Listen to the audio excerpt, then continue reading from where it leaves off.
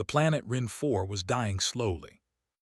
Elder Chorus stood at the window of his small stone house and watched the smoke rise from the burning fields.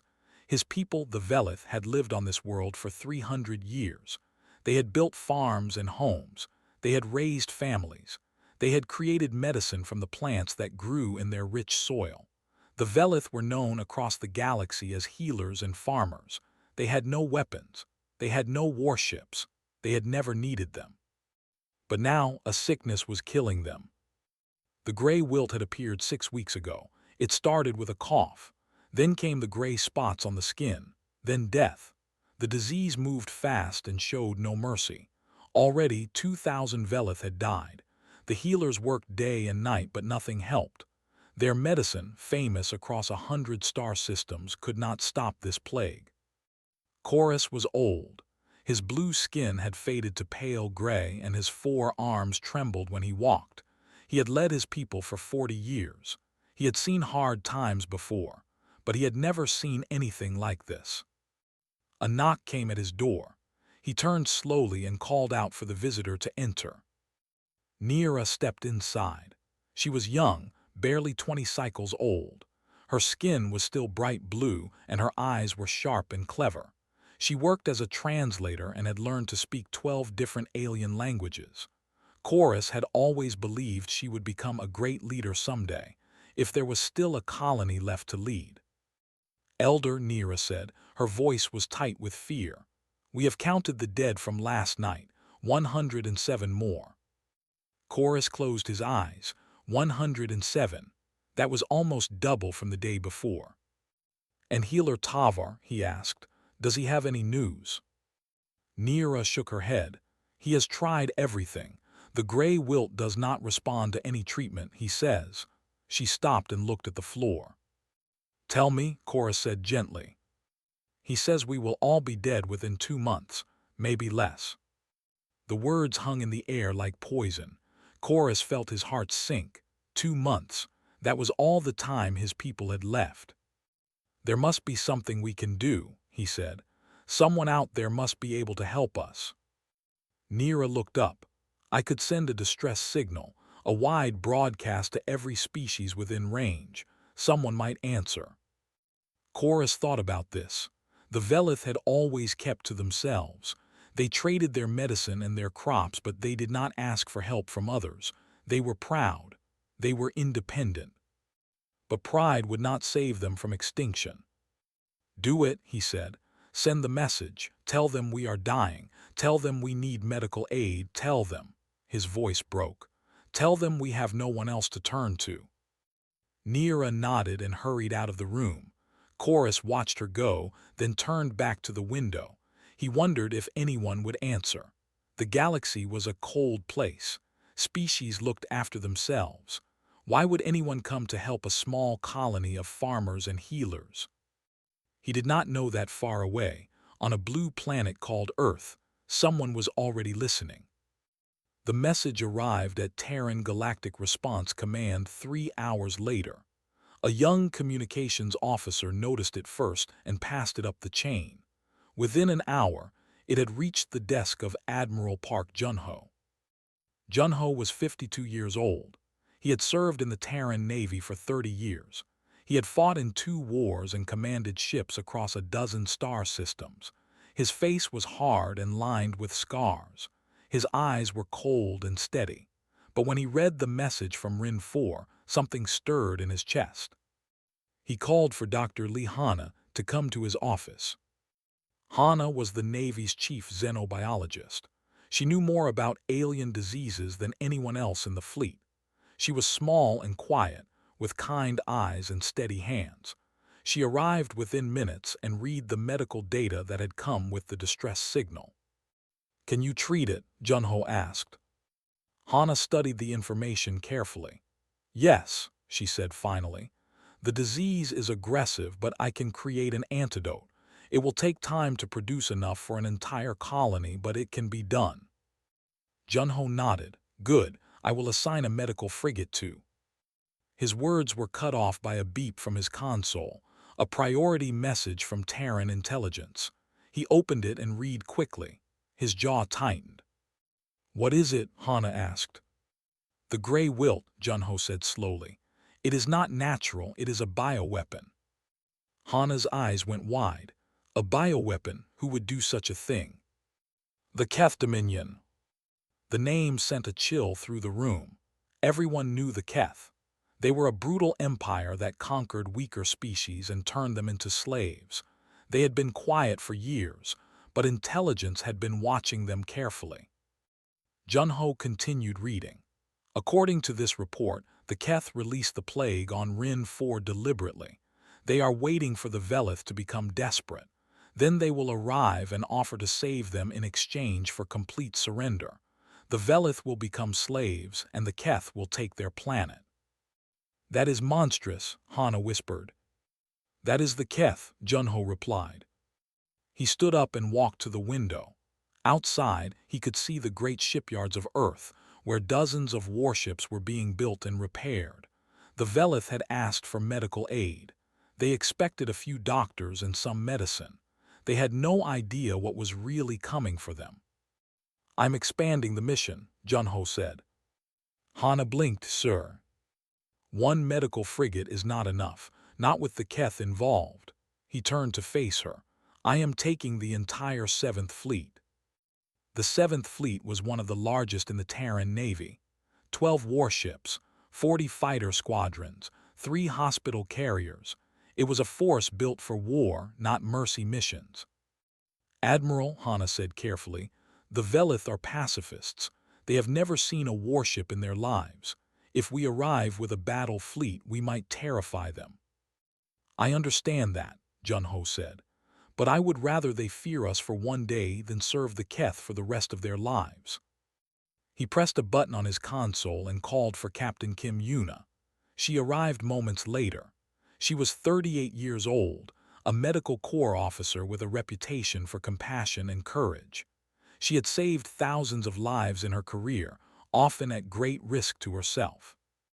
Captain, Junho said, you will lead the humanitarian mission on the ground. Dr. Hana will work with you to distribute the antidote, but you should understand that this is no longer just a medical operation. We are going to protect those people, and if the Keth try to stop us, we will fight. Yuna hesitated. Sir, is war really necessary? Perhaps we could negotiate.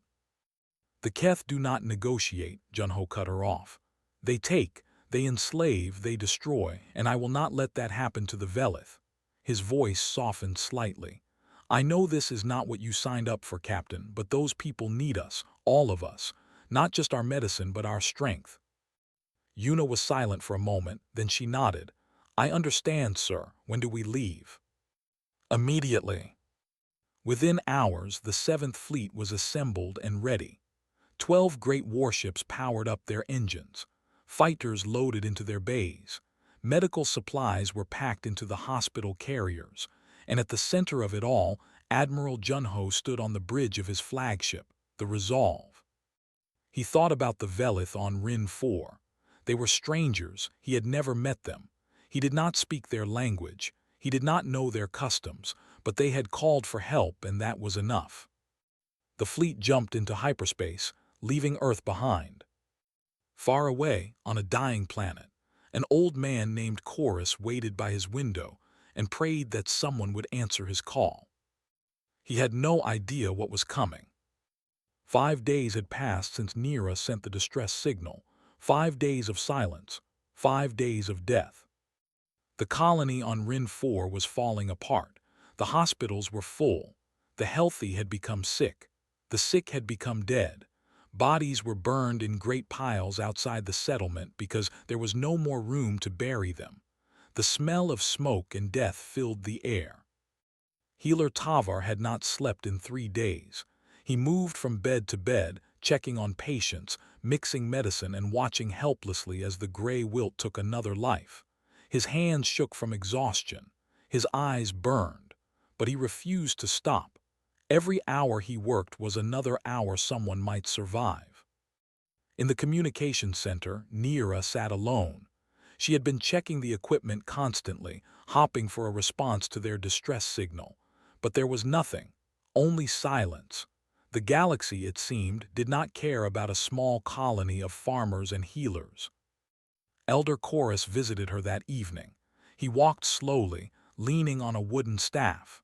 The gray wilt had not touched him yet, but old age was taking him just as surely. "Any word?" he asked, though he already knew the answer. Neera shook her head. "Nothing, Elder. I have sent the message 100 times. No one has replied." Chorus sighed and lowered himself into a chair. "Perhaps no one will. Perhaps we are truly alone." Neera wanted to argue, but she had no words of comfort left. She had believed that someone would help them. She had believed that the galaxy was not as cold as people said. But now, watching her people die one by one, she was beginning to lose hope. Then the console beeped. Neera jumped to her feet. Her fingers flew across the controls. Incoming signal, multiple contacts. Her heart began to race. "Elder," she whispered, "ships, there are ships coming." Chorus stood up, his eyes wide. "How many?" Neera checked the readings again. Then again. She could not believe what she was seeing. "Dozens," she said. "There are dozens of ships. They will arrive in less than an hour." For a moment there was silence. Then Chorus grabbed Neera's arm. "Alert the colony. Tell everyone help is coming." The news spread like fire. Within minutes, every Velith who could still walk had gathered in the central square. They looked up at the sky, waiting. Children pointed at the stars. Old men wept. For the first time in weeks, there was hope. Then the ships appeared. They came out of hyperspace in a flash of light. 1, 2, 10, 20. The sky filled with vessels of every size. Neera watched with her mouth open. She had expected a medical ship, maybe two, a small team of doctors with supplies. This was not that. These were warships. Massive, gray, covered in weapons. They hung in orbit like sleeping giants, their hulls blocking out the stars. Fighter craft swarmed around them like insects. The largest ship alone was bigger than the entire Velith settlement. The celebration in the square died instantly. Children began to cry. Adults backed away in fear. The Velith had never seen anything like this. They had no military. They had no weapons. They did not understand war. "We are being invaded," someone shouted. "They have come to conquer us." Panic spread through the crowd. People began to run. Mothers grabbed their children. Elders fell to their knees in despair. Everything they had feared was happening. Elder Chorus felt his heart stop. He had called for help, and monsters had answered. "Neera," he said quietly, "send a surrender. Tell them we will not resist. Tell them to spare the children." Neera's hands trembled as she reached for the console. Tears ran down her face. She had brought this upon them. She had sent the signal that led these warships to their world. Before she could transmit, the console crackled to life. "Colony of Rin 4, this is Captain Kim Yuna of the Terran Medical Corps. Please do not be afraid. We are here to help." The voice was calm and warm. A woman's voice. Neera froze, her finger hovering over the controls. "I know our arrival must seem frightening," the voice continued. "These are warships, yes, but we have not come to harm you. We have come because you called for help. We have brought doctors, we have brought medicine, and we have brought protection." Elder Chorus pushed forward and grabbed the microphone. "Protection? Protection from what? We asked for medical aid, not an army." There was a pause, then a different voice came through. Deeper, harder, a man's voice. "Elder Chorus, my name is Admiral Park Junho. I command this fleet. I understand your confusion, and I apologize for the fear we have caused. But there is something you need to know." Chorus listened, his body tense. "The plague that is killing your people," Junho said. "It is not natural. It is a weapon. A bioweapon created by the Keth Dominion." The words hit Chorus like a blow. A weapon. Someone had done this to them on purpose. "The Keth released this disease on your world," Junho continued. "They wanted to weaken you, to make you desperate. They are coming here, Elder. A fleet of 40 warships. They plan to offer you salvation in exchange for your freedom. Your people will become slaves. Your planet will become theirs. Neera covered her mouth with her hand. The Keth. Even on peaceful Rin 4, everyone knew that name. They were the monsters that parents warned their children about. We intercepted their communications, Junho said. We know their plan, and we will not allow it. Elder Chorus's mind was spinning. He had spent his entire life believing that peace was the answer to everything. That violence only created more violence. That good people did not need weapons. But good people had created a weapon to kill his colony. Good people were coming to enslave his children. Why? Chorus asked, his voice barely above a whisper. Why would you help us? You do not know us. We have nothing to offer you. Why would you risk war with the Keth for strangers? There was a long pause. Then Admiral Junho spoke again, and his voice was different now, softer, almost gentle. You asked for help, he said simply. That was enough. Chorus felt tears roll down his face. He had been so certain that the galaxy was cold and cruel, that no one would come, that his people would die alone. He was wrong. Within the hour, medical shuttles began landing across the colony. They were sleek white craft with red crosses on their sides. Human doctors in clean uniforms stepped out, carrying cases of medicine and equipment. They moved quickly and efficiently, setting up treatment stations in every district. Dr. Lihana led the main medical team. She was small and calm, and she spoke to the Velith healers with respect. She showed them the antidote she had created during the journey. She explained how to use it. She answered every question patiently. Healer Tavar watched in amazement. For weeks, he had been fighting the gray wilt with nothing but hope and willpower. Now, in a single afternoon, these strangers had brought salvation. How did you create this so quickly? He asked. Hana smiled gently. Your distress signal included detailed medical data. My team worked on the antidote during our journey. We wanted to be ready the moment we arrived.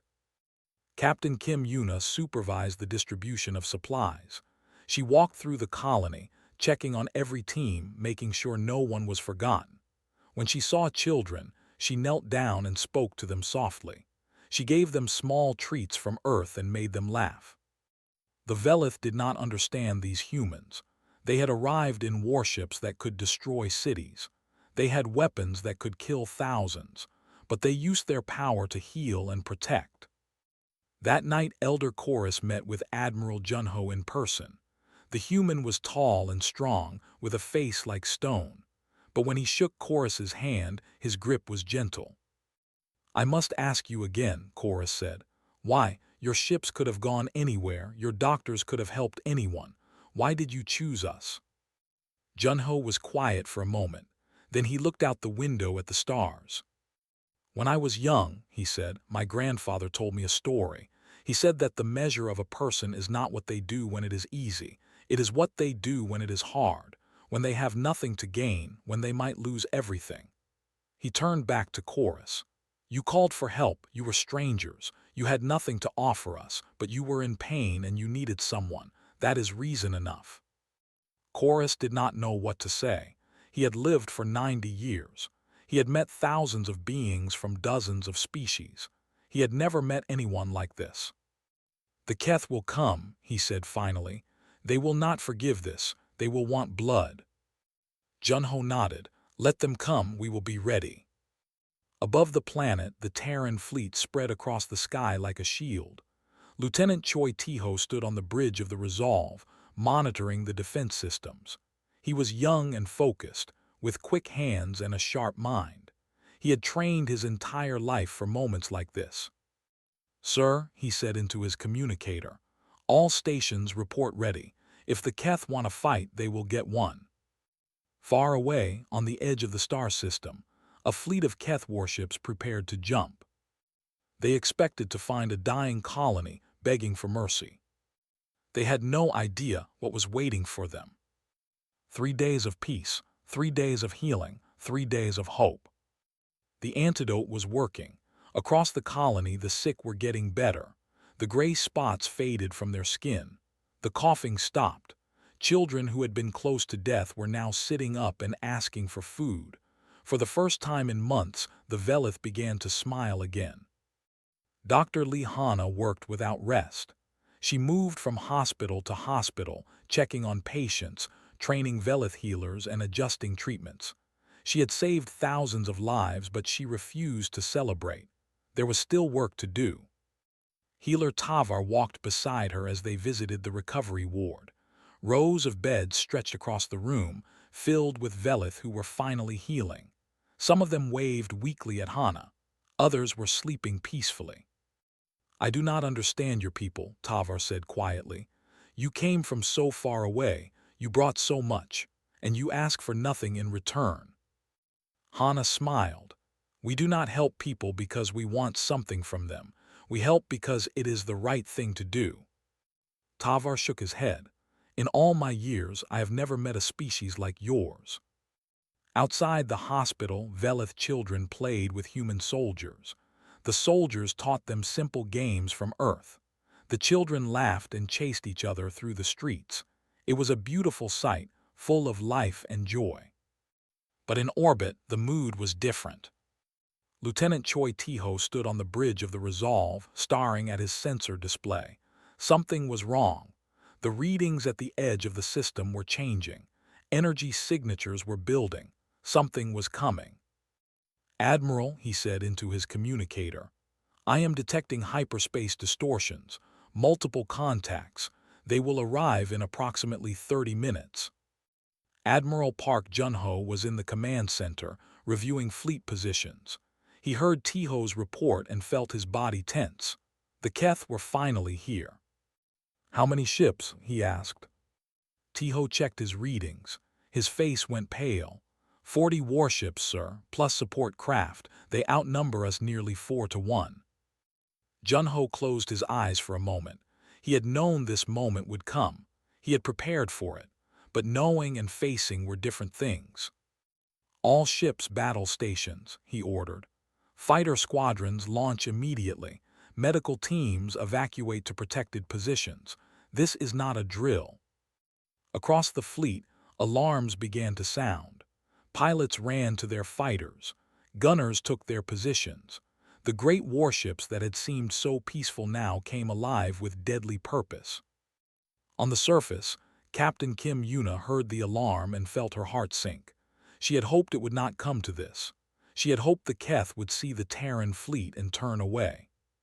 But the Keth were not the kind to turn away. "Everyone inside," she shouted to the Velith around her. "Find shelter. Stay away from windows. Do not come out until we tell you it is safe." Elder Chorus appeared beside her, his old face filled with fear. "What is happening?" "The Keth are here," Yuna said. "The battle is about to begin." Chorus looked up at the sky. He could not see the ships from the surface, but he knew they were there. Dozens of vessels about to tear each other apart, and his people were caught in the middle. "Is there nothing else we can do?" he asked. "No way to avoid this?" Yuna put her hand on his shoulder. "Admiral Junho will try to negotiate, but the Keth rarely listen to words. Stay safe, Elder. We will protect you." In orbit, the Keth fleet emerged from hyperspace. Warlord Dron stood on the bridge of his flagship, the Claim. He was massive, even for a Keth. His gray skin was covered in battle scars. His eyes burned with cruelty. He had conquered a dozen worlds and enslaved millions. The weak colony of Rin 4 was supposed to be an easy target. But the sight of the Terran fleet surprised him. "Humans," he growled. "What are humans doing here?" Sub-Commander Voss stepped forward. He was smaller than Dron, but just as ruthless. "Intelligence reports indicate they arrived 5 days ago. They responded to the Velith distress signal."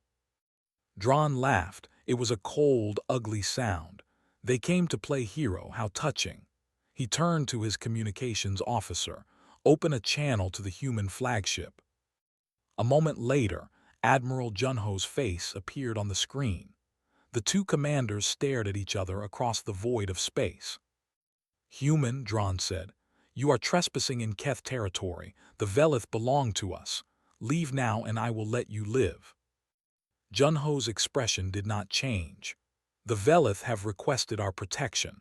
They do not belong to you. They do not belong to anyone. Withdraw your fleet and there will be no conflict. Dron's eyes narrowed. You dare to threaten me? I have 40 warships, you have 12. Do you think I cannot count? I think you cannot see the difference between quantity and quality, Junho replied calmly. My ships have fought enemies far more dangerous than you. My crews have trained for years. My pilots have never lost a battle. He leaned forward. Leave now, warlord. This is your only warning. Dron slammed his fist on his command chair. You think you are better than us. You think your tiny fleet can stop the Keth Dominion. I will enjoy breaking your ships. I will enjoy watching your crews beg for mercy. And when it is over, I will take the Velith anyway. The transmission ended. Junho turned to Tiho. Status. All ships in position, sir. Crescent formation as planned. Fighters standing by. Good, Junho took a deep breath. All ships engage on my command. The Keth fleet surged forward. 40 warships, their weapons charging, their crews hungry for blood. They expected an easy victory. They expected the humans to break and run. They were wrong. Fire, Junho ordered. The Terran fleet opened up with everything it had. Energy beams cut across space like lightning. Missiles streaked toward their targets. The crescent formation that Tiho had designed created overlapping fields of fire, turning the center of the battlefield into a killing ground. The first Keth ship exploded before it could even return fire, then another, then another. Warlord Dron watched in shock as his fleet began to fall apart. His ships were larger and more numerous, but they were also slower and clumsier. The human weapons hit harder and faster than anything he had seen before. Return fire, he screamed. All ships concentrate on the human flagship. The Keth fought back with desperate fury. Their cannons blazed. Their fighters swarmed toward the Terran positions. Some of their shots found their marks. A Terran cruiser took a direct hit and began to burn. On the surface, the Velith watched the sky light up with explosions. Children cried in fear. Adults held each other and prayed. They could not see the battle, but they could feel it. The ground shook with distant thunder. In the middle of the chaos, Captain Yuna received an emergency transmission. The cruiser Dawn's Edge had lost its command crew. The captain was dead. The first officer was wounded. The ship was drifting and leaderless. Yuna was a medical officer. She had never commanded a warship in battle, but she was the highest-ranking officer available. She ran to a shuttle and launched herself toward the damaged cruiser. When she arrived on the bridge, she found chaos. Fires burned. Alarms screamed. Crew members shouted in panic. The ship was being torn apart. Everyone listen to me, Yuna shouted above the noise. I am taking command. All stations report. The crew stared at her. She was a doctor, not a warrior, but there was something in her eyes, something calm and strong, something that made them believe. They reported. Weapons were at 40%. Engines were damaged but functional. Shields were failing. Yuna studied the tactical display. She was not trained for this, but she had read the manuals. She had watched the simulations, and she refused to let these people die. Helm, bring us around. We need to cover the fleet's left flank. Weapons, target the nearest Keth destroyer. Engineering, divert all power to shields. The crew obeyed. The Dawn's Edge turned and fired. Its weapons hit the Keth destroyer directly in the engine section. The enemy ship exploded in a ball of flame. A cheer went up from the crew. Yuna allowed herself a small smile. Then she went back to work. The battle raged for 6 hours. By the end, 22 Keth ships were destroyed or disabled. The claim was crippled, drifting without power. Warlord Dron sat in his command chair, surrounded by the bodies of his officers, and stared at the wreckage of his fleet. Sub-Commander Voss crawled toward him. "Warlord, we must retreat. We cannot win this." Drawn wanted to refuse. He wanted to fight to the death. But he looked at the Terran fleet, still intact, still deadly, and he knew Voss was right. Then Admiral Junho's voice came through the speakers, calm and cold.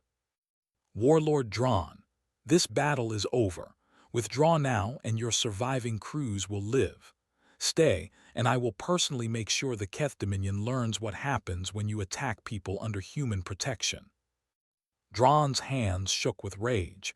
He had never been defeated. He had never been humiliated like this. But he was not stupid. "All ships," he growled, "retreat." The surviving Keth vessels turned and limped away into hyperspace. The battlefield fell silent. Wreckage floated among the stars, and the Terran fleet stood victorious. On the Resolve, Lieutenant Tiho slumped in his chair, exhausted. They had won. Against all odds, they had won. Admiral Junho stood by the window, watching the last Keth ship disappear. His face showed no emotion, but deep inside he felt something he had not felt in years. Pride. On the surface, the Velith emerged from their shelters and looked up at the sky. The explosions had stopped. The thunder had faded, and somewhere above them, strangers from a distant world had fought and bled to keep them safe. Elder Chorus fell to his knees and wept. They had asked for medicine. They had received salvation. The battle was over, but the cost was heavy. 3 Terran ships had been destroyed: the Sentinel, the Iron Star, and the Morning Light. They had been good ships with brave crews. Now they were nothing but wreckage floating in the darkness of space. 417 humans had died. Admiral Park Junho read the casualty list in his quarters alone. He knew most of these names. He had served with some of them for years. He had eaten meals with them, laughed with them, and celebrated their victories. Now they were gone. This was the part of command that no one talked about: the weight of sending people to their deaths, the knowledge that every order could be someone's last moment. Junho had carried this burden for 30 years, and it never got easier. Captain Kim Yuna knocked on his door. She looked exhausted. Her uniform was torn and dirty from her time on the Dawn's Edge, but she had saved that ship and its crew. She had held the line when everything was falling apart. "Admiral," she said softly, "the memorial service will begin in 1 hour. The Velith have asked if they can attend." Junho looked up. "All of them. Every survivor in the colony. They want to honor our dead." Junho nodded slowly. He had not expected that. The Velith barely knew these humans. They had only met days ago, but they wanted to stand beside them in grief. "Tell them yes," he said. "Tell them they are welcome." The memorial service was held on the surface of Rin 4, in a wide field just outside the colony. The setting sun painted the sky in shades of orange and red. A gentle wind blew across the grass. The surviving Terran crews stood in neat rows, dressed in their formal uniforms. Their faces were hard and tired. Some of them had tears in their eyes. Others stared straight ahead, trying to hold themselves together. And behind them, filling every empty space, were the Velith. Thousands of them. Every man, woman, and child who could walk had come. They wore simple clothes and carried small flowers from their gardens. They did not speak. They did not move. They simply stood in respectful silence, bearing witness to the sacrifice of strangers. Elder Chorus stood at the front next to Admiral Junho. Neera was beside him, translating quietly. Junho stepped forward and began to speak. "We gather here today to honor those who gave everything," he said. His voice was steady, but there was pain beneath the surface. 417 souls. Sailors, pilots, engineers, doctors. They came to this world to protect people they had never met. They fought against impossible odds, and they did not hesitate. He paused and looked out at the crowd. Human and Velith faces looked back at him. "Some people believe that death in battle is glorious," he continued. "I do not believe that. There is no glory in dying. There is only the cold, final end. But there is honor in why we die. There is meaning in what we die for. He turned to the Velith. These men and women did not die for medals or fame. They did not die for territory or power. They died because somewhere, on a world they had never seen, people were calling for help. They died because they believed that strangers are worth saving. They died because they refused to let the innocent suffer while they had the strength to act. Elder Chorus felt tears stream down his face. He had never known such beings existed. Creatures who would travel across the stars and lay down their lives for people they would never meet. To the families of the fallen, Junho said, I cannot take away your pain, but I can tell you that your loved ones made a difference. Because of them, children will grow up free. Because of them, a colony will survive. Because of them, the Keth learned that there are some people you do not attack. He raised his hand in a salute. Every human in the field did the same. Rest now, warriors, your duty is done.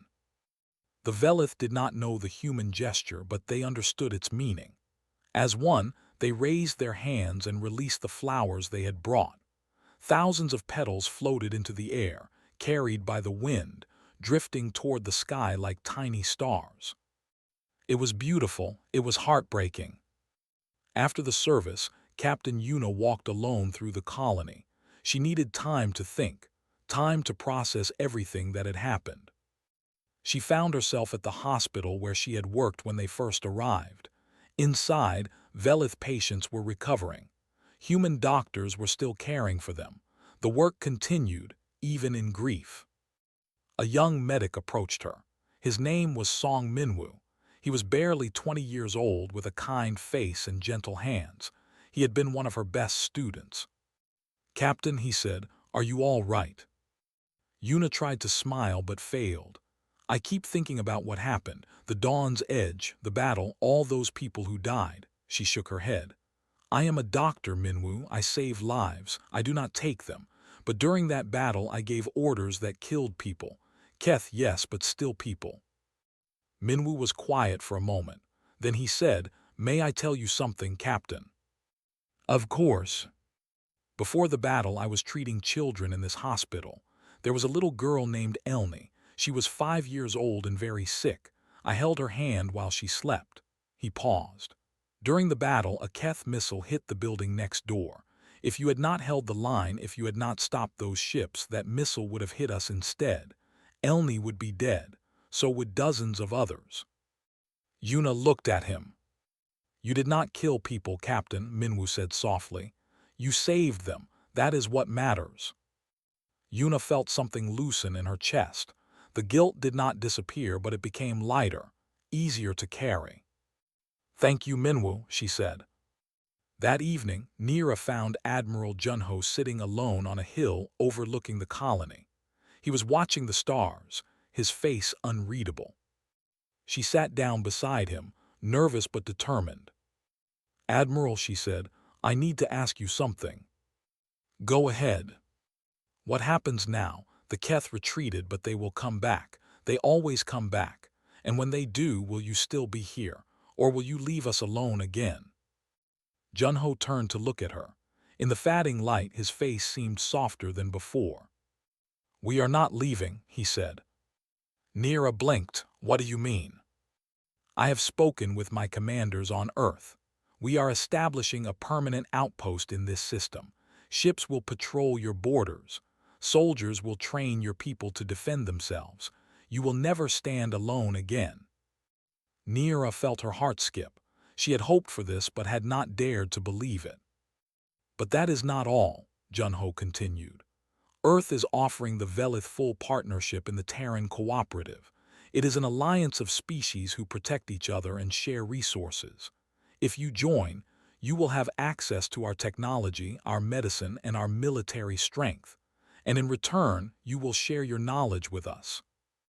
Nira thought of the Velith botanical medicine, famous across the galaxy. She thought of the human weapons that had saved her people. Together, they could create things neither could achieve alone. Why would you offer this? She asked. You have already done so much. You owe us nothing. Junho smiled. It was a small smile, barely visible, but it was real. You called us once, he said. That means something. It means you trusted us when you had no reason to. It means you believed that help might come, even when the universe seemed dark. He looked back at the stars. We reward that kind of faith. We do not abandon people who believe in us. Neera was silent for a long moment. Then she stood up and bowed deeply, in the traditional Velith way. Thank you, Admiral, she said. Thank you for everything. Later that night, Elder Chorus called a gathering of the colony's leaders.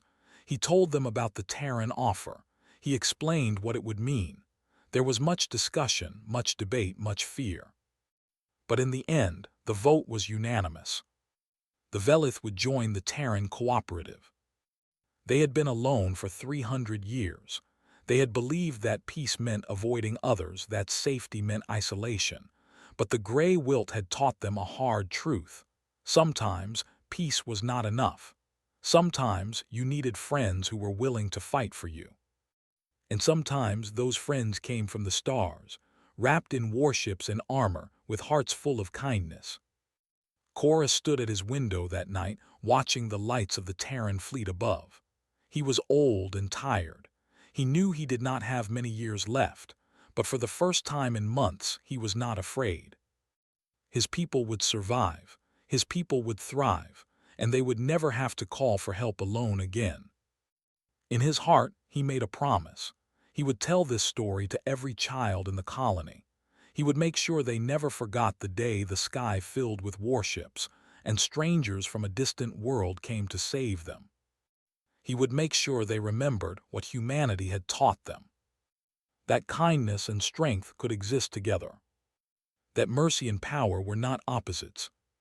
That somewhere in the cold, vast universe, there were people who would answer when you called. And that was the greatest gift of all. 6 months had passed since the Battle of Rin 4. The colony had changed. Where there had once been fear and death, there was now life and hope. The gray wilt was a distant memory. The fields that had burned were green again, filled with crops that would feed thousands. New buildings rose from the ground, stronger and better than before. But the greatest change was not in the buildings or the fields. It was in the people. The Velith walked with their heads high now. They smiled at strangers. They laughed with their children. They were no longer a dying colony waiting for the end. They were a thriving community with a future. And everywhere you looked, humans and Velith worked side by side. Dr. Lihana had stayed on Rin 4 to establish a joint medical research center. Human scientists and Velith healers worked together every day, combining their knowledge in ways neither had imagined. The Velith understood plants and natural medicine better than any species in the galaxy. The humans had technology and equipment that could analyze anything. Together, they had already created 3 new treatments that were saving lives on a dozen worlds. Healer Tavar visited the research center every morning. He was old now, older than he had ever expected to be. The gray wilt would have killed him if the humans had not arrived. Instead, he was alive and doing the most important work of his life. "Do you ever think about how close we came?" he asked Hana one day. She looked up from her work. "What do you mean?" "To extinction. A few more weeks and there would have been no one left to save." He shook his head slowly. "I think about it every day. Every single day I remember how dark things seemed. And then I remember the day the warships appeared in the sky." Hana reached out and touched his hand gently. "That darkness is behind you now. Focus on the light." Tavar smiled. "You humans are strange creatures. You carry weapons that can destroy planets, yet you speak like poets. I do not think I will ever understand you." "That is all right," Hana said. "Understanding takes time. We have plenty of that now." Across the colony, Captain Kim Yuna supervised the distribution of supplies from a newly arrived transport ship. She had been promoted after the battle. Her courage on the Dawn's Edge had made her famous throughout the fleet, but she had chosen to stay on Rin 4 instead of accepting a prestigious position on Earth. "This is where I am needed," she had told Admiral Junho. This is where I want to be. Now she oversaw all humanitarian operations in the sector. She made sure that no colony was forgotten, that no distress signal went unanswered. She had learned something during the Battle of Rin 4. She had learned that compassion and courage were not different things. They were the same thing, wearing different faces. Nira found her at the spaceport, watching the cargo being unloaded. "Captain," the young Velith said, "I have been looking for you." Yuna smiled. She and Nira had become close friends over the past months. The young translator had grown so much since those dark days. She was no longer the frightened girl who had sent a desperate signal into the void. She was confident and strong, a leader in her own right. "What can I do for you, Nira?" "I wanted to tell you something. The Council has made a decision. They have chosen me to be the Velith's first ambassador to Earth." Yuna's eyes widened. "Nira, that is wonderful news. You will be perfect for the role." Nira blushed, her blue skin turning slightly purple. "I am nervous. I have never left Rin 4 before. I do not know what to expect." Yuna put her hands on Nira's shoulders. "You will be fine. Earth will love you. And more importantly, you will show them what the Velith are really like. Not weak, not helpless, just peaceful. There is a difference." Nira nodded slowly. "I hope so. I want them to understand that we are not asking to be protected forever. We want to stand beside you, not behind you." "I know," Yuna said, "and they will learn." Lieutenant Choi Tiho had returned to active duty. He was now stationed on the border patrol, watching for any signs of Keth activity. The Dominion had been quiet since the battle, but everyone knew they would return eventually. They always did. Tiho did not fear them. He had seen what humanity could do when it fought for something that mattered. He had watched 12 ships hold off 40. He had seen courage defeat numbers. If the Keth came back, he would be ready. But he hoped they would not come. He hoped the message had been clear enough. Attack the innocent and humanity will answer. Threaten the weak and you will face the strong. Some lessons needed to be taught only once. Admiral Park Junho had returned to Earth, but his thoughts often drifted back to Rin 4. He had given many interviews about the battle and the mission. Reporters always asked him the same question. "Why did you do it? Why risk so much for strangers?" His answer was always the same. "The galaxy is vast, cold, and often cruel," he would say. "Someone has to be the ones who answer when the helpless call. Someone has to say, 'Not today,' when the powerful prey upon the weak. If not us, then who?" Some people called him a hero. He did not feel like one. He had simply done what needed to be done.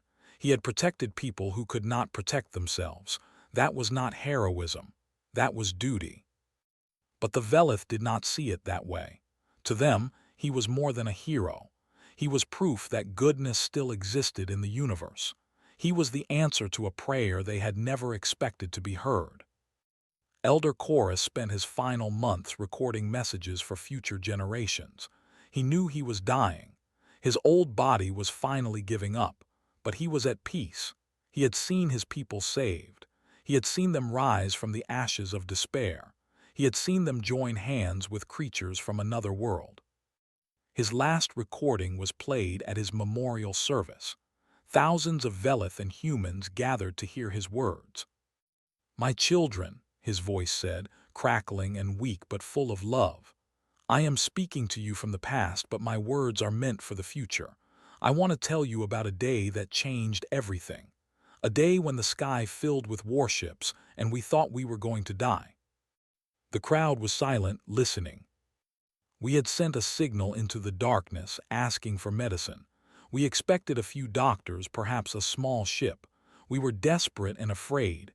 We had no hope left." His voice grew stronger. "But instead of medicine, we received salvation. Instead of a few doctors, we received an army. And instead of strangers who wanted to conquer us, we received friends who were willing to die for us." Tears fell from many eyes, human and Velith alike. The humans taught us something that day. They taught us that strength and kindness are not enemies. They taught us that power can be used to protect, not just to destroy.